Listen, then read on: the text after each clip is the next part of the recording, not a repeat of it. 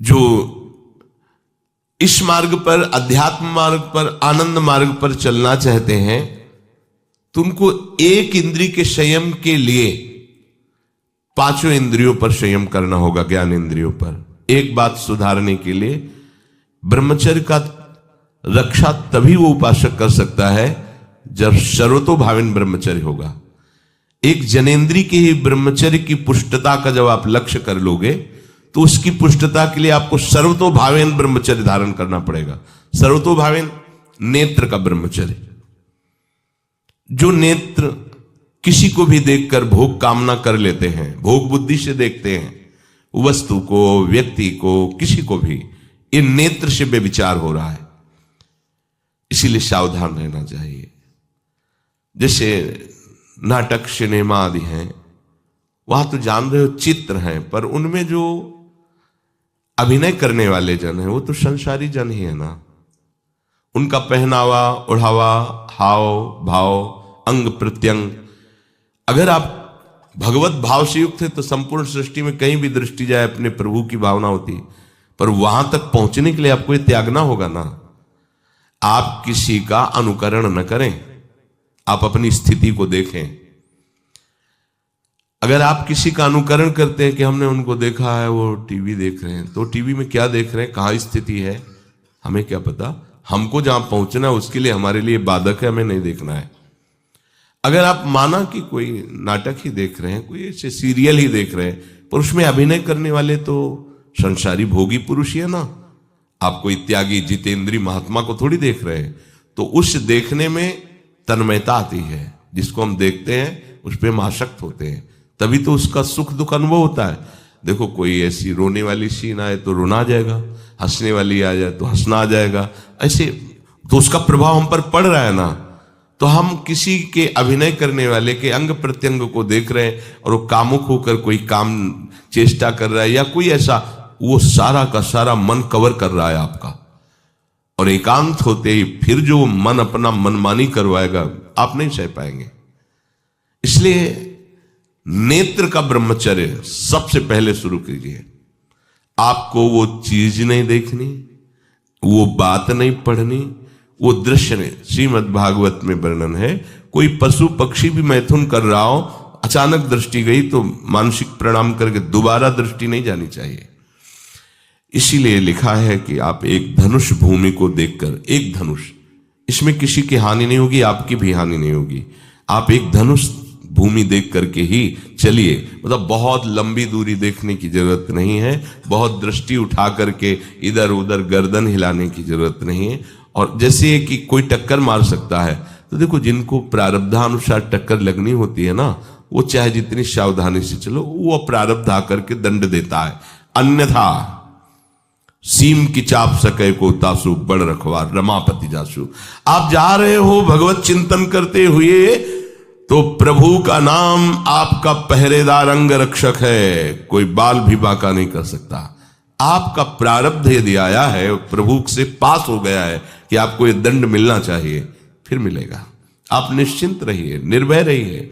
प्रभु का जो विधान है वो मंगल करने वाला है। देखो इतने बड़े महापुरुष पूज्य श्री राधा बाबा, श्री आद्याशक्ति भगवती की प्रसन्नता की आराधना कर रहे हैं, क्योंकि श्री कृष्ण हमारे पति हों, इस सिद्धांत की पुष्टता के लिए। और पैर फिसल जाता है, स्नान करने जाते हैं, खड़ाऊ पहने हुए थे और अंग टूट जाता है, दवा नहीं लेते, बांस की खिपचाल बांधकर पुनः अनुष्ठान में बैठते हैं। बलिहारी ऐसी सामर्थ्य की, ये भागवतिक प्रारब्ध ऐसे महापुरुषों को भी दंड दे देता है। देखो ना, ऐसे महापुरुष जो ऐसी ऊंचाई पर पहुंचे हैं और इतने भागवत भजन में नियम निष्ठ है, उनको भी प्रारब्ध दंड दे रहा है शरीर को। तो अपने को इससे निश्चिंत हो जाना है। जो होना है उसे रोक नहीं सकते, जो नहीं होना उसे कोई कर नहीं सकता। अपने आराध्य देव के चिंतन में ज्यादा नेत्रों को इधर उधर दौड़ाने की जरूरत नहीं है।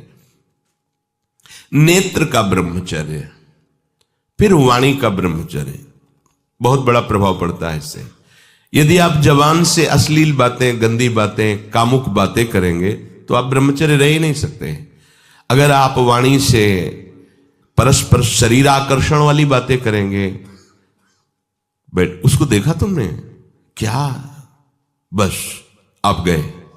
चाहे वो स्त्री शरीरधारी साधक हो या पुरुष शरीरधारी, परस्पर आकर्षण संबंधी यदि वाणी खुली आपकी, तो वाणी के व्यभिचार से आपका जनेंद्री का व्यभिचार प्रारंभ हो जाएगा। आप रोक नहीं सकते, नहीं रोक सकते। इसलिए वाणी से भी कोई ऐसी वार्ता ना कीजिए जिससे आपके अंदर काम वेदना बढ़े।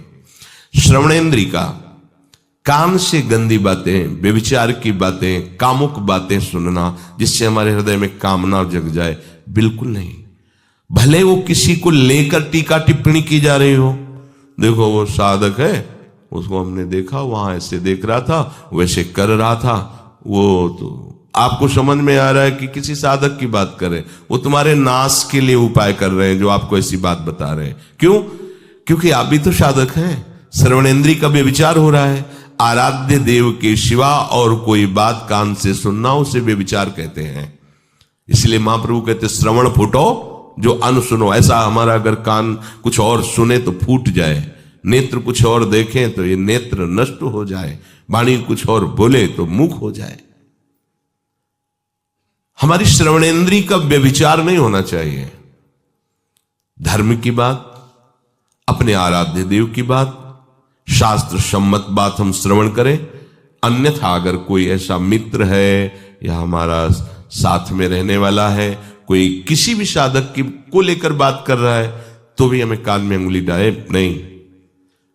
हम कोई ईश्वर थोड़ी कि हम किसी को संभाल लेंगे, हम अपने को नहीं संभाल पा रहे। हमारे सामने किसी की बात मत करो, ऐसी करना है तो प्रभु की चर्चा करो, अन्यथा मत करो।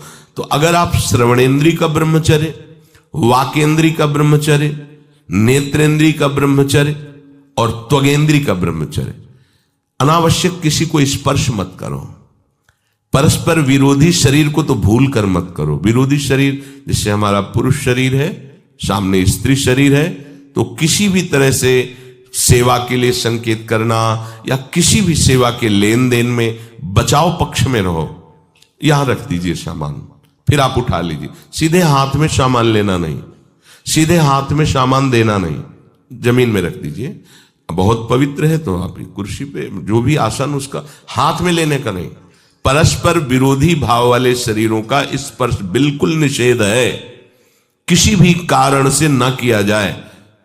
मान लीजिएगा ये बहुत मतलब आवश्यक है, यदि आप इसमें चूक कर गए तो धीरे धीरे आप फिसल के वहीं खड़े हो जाएंगे जहां से चढ़ना मुश्किल है।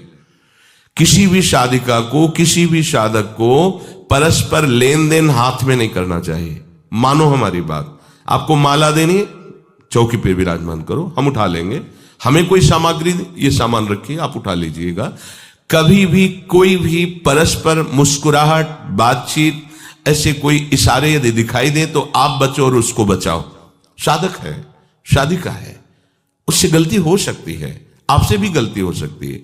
आप सत्संग सुनते हैं, आपको लगा कि इसकी मुस्कुराहट, इसकी कुछ चेष्टा ऐसी दिखाई दे रही है जो हमारे अंदर कामुकता पैदा कर सकती है, उसको भी बचाओ और स्वयं बचो तो भगवान आप पर प्रसन्न हो जाएंगे। वो देख रहे हैं अंदर की बात। साधक को बहुत सावधान रहने की आवश्यकता। ये इसको खिलवाड़ मत समझो, इसीलिए कह रहे हैं ये अध्यात्म है, ये परमार्थ है। आपको लगेगा नहीं कि क्या हुआ, मैं कहां भ्रष्ट हुआ, ऐसी जगह खड़े हो जाओगे कि जान भी नहीं पाओगे कि मैं कहां चढ़ रहा था, दोबारा उत्साह भी नहीं आ पाएगा। बात अच्छे से समझ लीजिए। तो हमारी त्वगेंद्री का व्यभिचार ना होने पावे, सहसा किसी का इस पर किसी की भी अगर सेवा करने का सौभाग्य मिले, फिर उसमें ये प्रश्न नहीं उठता।